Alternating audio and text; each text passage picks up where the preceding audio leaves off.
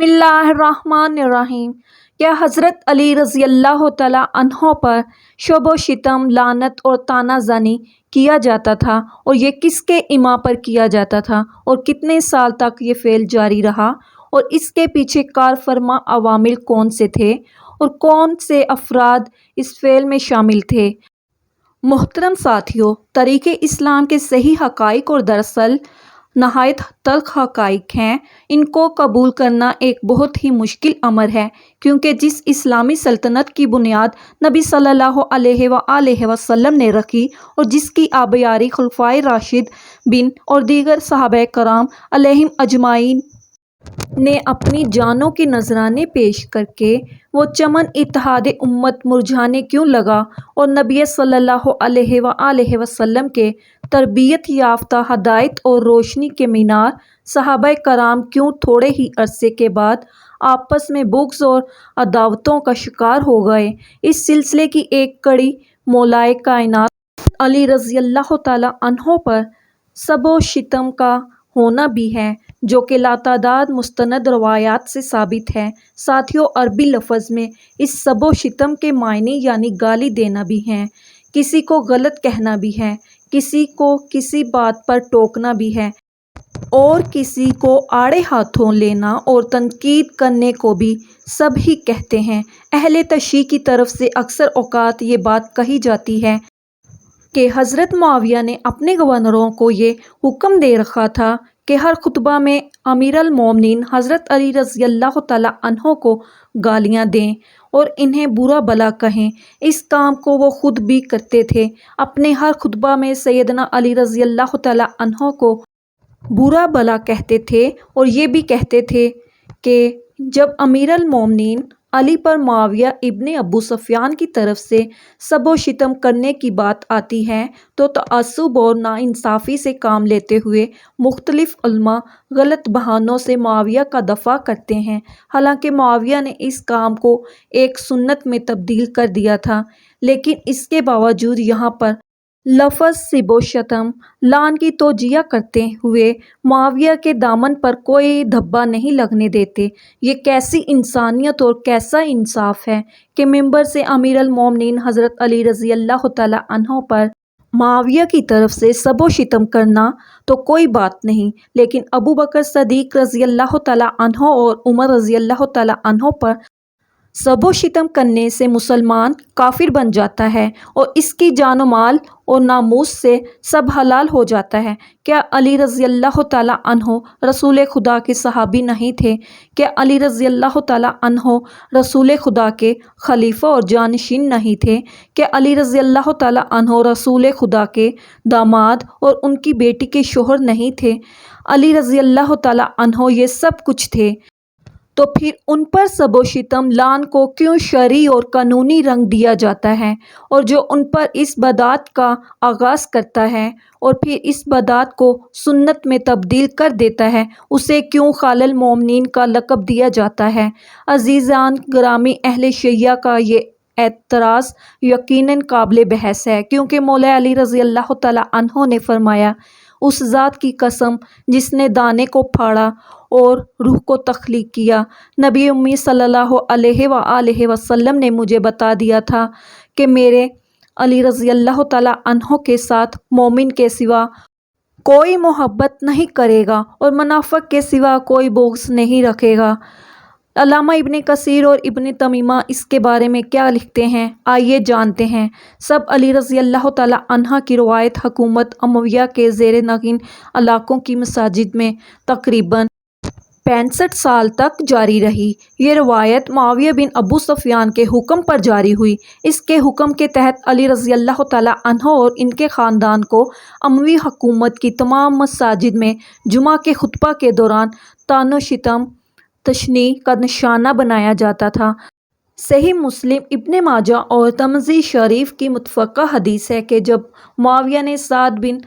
ابی وقاص کو گورنر بنایا تو سعد کو حکم دیا اور کہا کہ تمہیں کس چیز نے روکا ہے کہ تم ابو تراب یعنی علی رضی اللہ تعالیٰ عنہ پر سب و شتم نہ کرو؟ اس پر سعد نے کہا، میں نے رسول اللہ صلی اللہ علیہ وآلہ وسلم سے حضرت علی رضی اللہ تعالیٰ عنہ کے متعلق 3 ایسی باتیں سنی ہیں جس کے بعد میں کبھی علی رضی اللہ تعالیٰ عنہ پر سب و شتم لعنت نہیں کہہ سکتا۔ صحابی سعد بن ابی وقاص نے مندرجہ ذیل 3 وجوہات کا حوالہ دیتے ہوئے کہا، حکم ماننے سے عذر کا اظہار کر دیا تھا۔ قرآن مجید کے مطابق حضرت علی رضی اللہ تعالیٰ عنہ اہل بیت میں سے ہیں جن کو اللہ تعالیٰ نے تمام برے عناصر سے پاک کر دیا ہے۔ پیغمبر اسلام کے مطابق حضرت علی رضی اللہ تعالیٰ عنہ کا تعلق ان سے ایسا ہی ہے جیسے ہارون کا تعلق موسیٰ سے تھا، تو ایسی ہستی پر میں سب و شتم کیسے کر سکتا ہوں؟ پیغمبر اسلام نے جنگ خیبر کا پرچم علی رضی اللہ تعالیٰ عنہ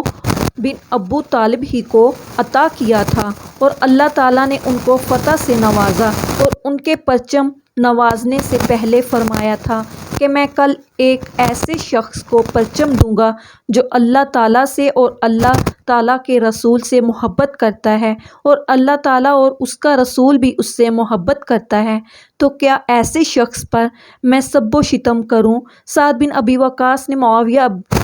ابن ابی سفیان سے کہا کہ اگر تم میری گردن پر آرا بھی رکھ دو کہ میں علی رضی اللہ تعالیٰ عنہ پر سب و شتم کروں، تو تب بھی میں کبھی علی رضی اللہ تعالیٰ عنہ پر سب و شتم نہیں کروں گا۔ کیا معاویہ کا یہ اقدام بھی اجتماعی غلطی تھی یا بغاوت، ظلم، عناد، حسد، بغض؟ مرتضوی صحیح مسلم بخاری میں ہے کہ علی رضی اللہ تعالیٰ عنہ سے بغض منافق رکھے گا یا گالیاں دینے والی سب روایات جھوٹی ہیں۔ حضرت علی رضی اللہ تعالیٰ عنہ کو 60 سال تک ممبر و نشستوں میں وعظ و نصیحت اور خطبہ کے ذریعے اور درس و تدریس کے ذریعے اور محدثین کے درمیان برا بلا کہا جاتا رہا، اور یہ سلسلہ اس قدر مفید و مؤثر ہوا کہ کہتے ہیں کہ ایک دن حجاج نے کسی مرد سے غصے میں بات کی، اور وہ شخص قبیلہ بنی ازد کا رہنے والا تھا۔ اس نے حجاج کو مخاطب کرتے ہوئے کہا، اے امیر، مجھ سے اس انداز سے بات نہ کرو، ہم بافضیلت لوگوں میں سے ہیں۔ حجاج نے اس کے فضائل کے متعلق سوال کیا تو اس نے جواب دیا کہ ہمارے فضائل میں سے ایک فضیلت یہ ہے کہ اگر کوئی چاہتا ہے کہ ہم سے تعلقات بڑھائے تو سب سے پہلے ہم اس سے یہ سوال کرتے ہیں کہ کیا وہ ابو تراب کو دوست رکھتا ہے یا نہیں۔ جب عمران بن عبدالعزیز خلیفہ بنے تب انہوں نے سب علی رضی اللہ تعالیٰ عنہ کی روایت کو ختم کیا، تاہم ابن جریر طبری لکھتے ہیں کہ سب علی رضی اللہ تعالیٰ عنہ کی یہ روایت خلافت امویہ کے سقوط پر ہی ختم ہو سکی۔ تہذیب التہذیب میں حافظ ابن حجر عسقلانی، طبقات الکبریٰ میں ابن سعد اور تاریخ طبری میں ابن جریر طبری لکھتے ہیں کہ حجاج میں ابن یوسف نے محمد بن قائم کو لکھا کہ حضرت عطیہ بن سعد اوفی کو طلب کر کے ان سے حضرت علی رضی اللہ تعالیٰ عنہ پر سب و شتم کرنے کا مطالبہ کرے، اور اگر وہ ایسا کرنے سے انکار کر دیں تو ان کو 400 کوڑے لگا کر داڑھی مونڈ دیں۔ محمد بن قاسم نے ان کو بلایا اور مطالبہ کیا کہ حضرت علی رضی اللہ تعالیٰ عنہ پر سب و شتم کریں۔ انہوں نے ایسا کرنے سے انکار کر دیا تو محمد بن قاسم نے ان کی داڑھی منڈوا کر 400 کوڑے لگوائے۔ اس واقعہ کے بعد وہ خراسان چلے گئے۔ وہ حدیث کے ثقہ راوی ہیں۔ معاویہ بن ابی سفیان سے ممبروں پر علی رضی اللہ تعالیٰ عنہ کو سب و شتم کرنے کے حکم سے قبل ایک بار جب شیعیان علی رضی اللہ تعالیٰ عنہ ابی سفیان پر سب و شتم کرنے کی کوشش کی تو حضرت علی رضی اللہ تعالیٰ عنہ نے اپنے اصحاب کو جنگ صفین میں معاویہ کو سب و شتم کرنے اور برا بھلا کہنے سے منع فرمایا اور اس عمل کی نہیں کی۔ حضرت علی رضی اللہ تعالیٰ عنہ کی فوج میں سے حجر بن عدی کی اور عمر بن حمق نے معاویہ اور اہل شام پر لعنت کی اور برا بھلا کہا، تو مولا علی رضی اللہ تعالیٰ عنہ نے انہیں ایسا کرنے سے روکا تو انہوں نے پوچھا کہ کیا تم حق پر نہیں ہو؟ جواب دیا کہ ہم حق پر ہیں اور وہ باطل ہیں، لیکن پھر بھی میں گالی گلوچ کرنے کو پسند نہیں کرتا، شاید وہ لوگ حق پر آ جائیں۔ حضرت علی رضی اللہ تعالیٰ عنہ سے امیر معاویہ کا بغض اور عداوت اس وقت بھی روز روشن کی طرح عیاں ہو گئی تھی جب مالک اشتر کے شہید ہونے کی خبر معاویہ تک پہنچی تو اس نے خطبہ دیتے ہوئے کہا کہ علی رضی اللہ تعالیٰ عنہ کے دو بازو تھے، ایک عمار بن یاسر جس کو صفین میں شہید کر دیا گیا تھا اور ایک مالک اشتر جس کو آج قطع کیا جا چکا ہے۔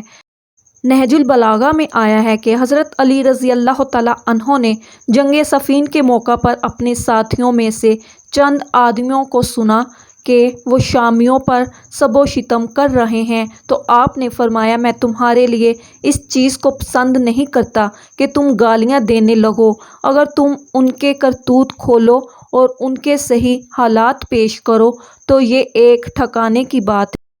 اور آزر تمام کرنے کا صحیح طریقہ کار ہوگا۔ تم گالی گلوچ کی بجائے یہ کہو کہ خدایا ہمارا بھی خون محفوظ رکھ اور ان کا بھی، اور ہمارے اور ان کے درمیان میں اصلاح کی صورت پیدا کر اور انہیں گمراہی سے ہدایت عطا فرما تاکہ حق سے بے خبر وہ حق کو پہچان لیں اور گمراہی سے سرکشی شیدائی اس سے اپنا رخ موڑ لیں۔ اللہ تعالیٰ ہم سب پر اپنی رحمتیں عطا فرما، آمین یا رب العالمین۔